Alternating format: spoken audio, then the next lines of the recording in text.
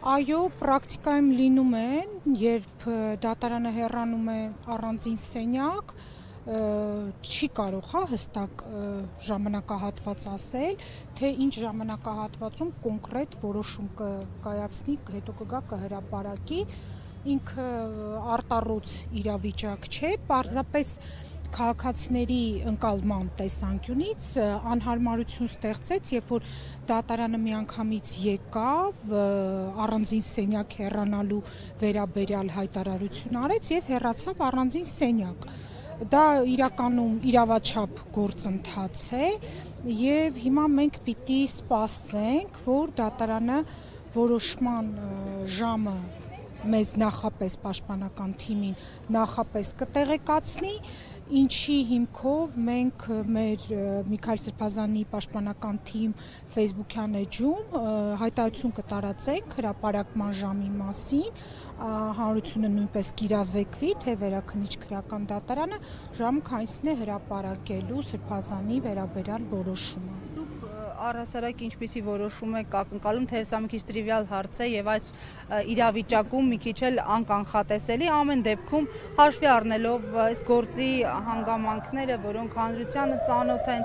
եւ շատերս արդեն որակել են անհիմն, աբսուրդ, ապօրինի, ինչ սպասել դատարանից։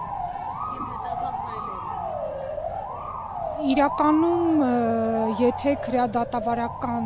ուրեմն ընթացակարգերի տեսանկյունից նայենք, այս գործը ընդհանրապես դատարանում չպիտի լիներ եւ պաշտպանական թիմը բազմիցս ասել է, որ սա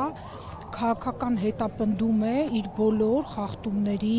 առկայությամբ։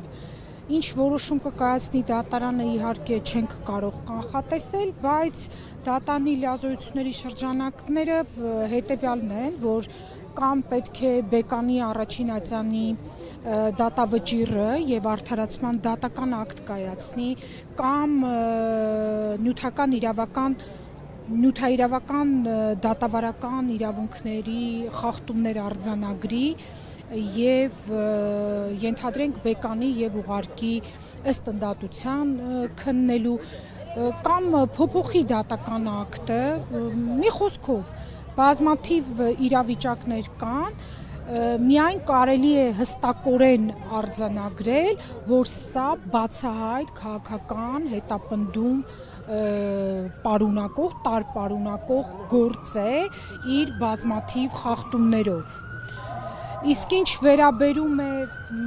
թե դատարանը ժամեր անց ինչ որոշում կկայացնի, ցավոք մենք դրա մասին մշտապես բարձրաձայնել ենք, որ առաջին ատյանի դատարանը քաղաքական վերդիկտ կայացրեց եւ ոչ թե իրավական, ոչ թե արդարադատության ոգուն համապատասխան, հետեւաբար լիահույս լինենք, որ այնուամենայնիվ այս վիճակում, այս հակաիրավական մթնոլորտում Վերաքննիչ դատարանը իր մեջ ուժ կգտնի եւ արդարադատություն կիրականացնի, այն է կարդարացնի Միքայել Սրբազանին։ Բայց Վերաքննիչը այդ լիազորությունները ունի, թե կարող է ուղարկել առաջին ատյանի դատարան նորից գործը քննելու։ Ոչ, ունի Վերաքննիչ դատարանը, քրեական դատավարության օրենսգրքով նախատեսված այդ լիազորությունը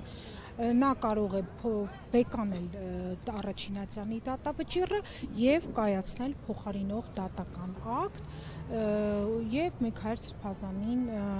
անպարտ ճանաչել իրեն մեղսագրվող արարքի մեջ։ Այդ հնարավորությունը օրենքով վերապահված է, բայց այդ արդար որոշումը դատարանը Վերաքննիչ կկայացնի, թե չէ, ժամերանց ականատես կլինի։ Սրա համար նաև քաղաքական մի տեսակ այսպես կայունություն է պետք, կարծում եք դատարանի մոտ կա այդ դիրքը, այդ կշիռը, որպեսզի ինքնուրույն։ Ձեր տպավորությունը ո՞րն էր այս քննության ընթացքում, կգնա այդ քայլին Վերաքննիչը եւ օրինակ Բեկանի առաջին ատյանի որոշումը կարող է գնալ, այսպես ասել։ Ճիշտն ասած չեմ կարող ասել ինչ կանի Վերաքննիչ դատարանը, դա իրավաբանի, փաստաբանի, պաշտպանի ցանկությունների մակարդակում է, որ երկրում տվյալ գործով իրականացվի արդար դատաքննություն եւ տեղի ունենա իրական արդարադատություն, բայց վերաքնիչ դատարանի կաշկանդվածության մասին այս պահին իրատեսական չի լինի, հա, այն դատողությունը, գիտեք, ամբողջ դատական համակարգն է տերորի ենթարկված, ես ձեռք չեմ մնա այդ բառը ասելուց, որովհետև ներկայիս իշխանությունները դատական համակարգը եւ առհասարակ իրավապահների աշխատանքը համապատասխանեցնում են իրենց քաղաքական ցանկություններին եւ քիմքին, հետեւաբար վերաքնիչ դատարանին իսկապես մեծ համարձակություն է պետք, որ այսօր իրական արդարադատ որոշում հրապարակի, բայց թեկուզ բեկանելը եւ դատավարական իրավունքների հսկայական խախտումները, հա, որ մենք օրեր շարունակ, դատական նիստեր շարունակ պաշտպանական խմբով մատնանշել ենք, հիմնավորել ենք, հիմա չեմ ուզում ոչ ձեզ, ոչ հանրությանը այդ հիմքերով ծանրաբեռնել, բայց խախտումները աննախադեպ են, թե քանակի առումով, թե որակական առումով։ Եվ եթե ստացվի այնպես, որ վերաքնիչ դատան այդ դատավարական խախտումներից թեկուզ մեկին անդրադառնա, ապա այս դատավճիռը անվերապահորեն պիտի բեկանվի, եթե մենք իսկական իրավաբանության մասին ենք խոսում։ Խախտում առանցքայինը որը կհամարեիք։ Դե մենք խոսել ենք դրա մասին, ընդդատության խախտումն է եղել, որ ըստ էության այս գործով պատշաճ դատարան չենք ունեցել։ Կարծում եք վերաքնիչ դատարանը հնարավոր է, որ ընդդատության հարցին անդրադառնալով ոչ թե օրինակ արդարացման ակտ հրապարակի, այլ հետ ուղարկի, բայց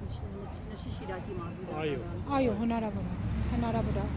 Պրոցեսուալ առումով դա հնարավոր է։ Դա կհամարեք արդար վճիռ։ Մի քիչ առաջ եմ ընկնում, բայց ոչ այնքան արդար, բայց մասնակիորեն ինչ որ կերպ հարց լուծող։ Մերսի։ Եվ ամենակարևորը մեզ համար այս պայն առանցքայինա, որ նաև եթե հանկարծ արդարացում տեղի չունենա, այն որ 50-50 տարբերակն է, չէ, կայուն կմնա վերաքնիչ դատարանը, թե այնուամենայնիվ կտրվի այդ քաղաքական պրեսինգին, իհարկե այս պայն դատողություն դժվար է անել, բայց շատ կարևոր է, որ նաև սրբազանի խափանման միջոցը վերացվի։ Թեկուզ եթե դատավարական խախտումով բեկանվի ուղարկվի նոր քննության, այնուամենայնիվ խափանման միջոցի վերացման հարցը առանցքային լինի, է։ ասենք, վարչական հսկողություն։ Վարչական հսկողությունը առհասարակ վերացվի, եթե լինի վարչական հսկողությունը, ինքը իր տեսակով ավելի մեղմ է, քան տնային կալանքը, գիտեք։